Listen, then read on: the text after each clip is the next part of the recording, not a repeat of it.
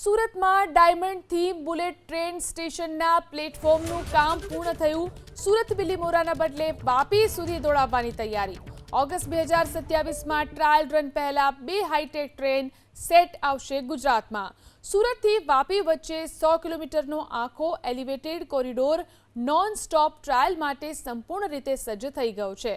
આકાશી દ્રશ્યોમાં જોઈ શકાય છે કે હાઈ સ્પીડ રેલ ટ્રેક કઈ રીતે આકાશી ઊંચાઈઓ પર આકાર લઈ ચૂક્યો છે।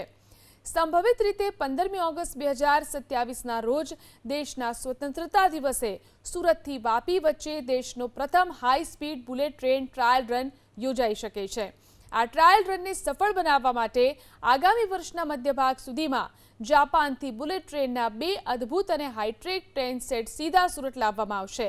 મુસાફરોની સુરક્ષા અને સુવિધા માટે સ્ટેશનની અંદર એર કન્ડિશન અનપેડ એરિયા, વિશાળ concourse level, first aid room અને અત્યાધુનિક automatic fare collection gate install કરી દેવામાં આવ્યા છે। અહીં એક વિશાળ waiting lounge, digital ticket counter, self ticket vending મશીનો, ઇન્ફોર્મેશન કિયોસ્ક અને ગ્રાહક સહાયતા કેન્દ્રો પણ સ્થાપિત કરવામાં આવ્યા છે। આ ઉપરાંત શોપિંગ માટે રિટેલ આઉટલેટ્સ, શુદ્ધ પીવાના પાણીની સુવિધા અને આધુનિક શૌચાલયો પણ વિકસાવવામાં આવ્યા છે।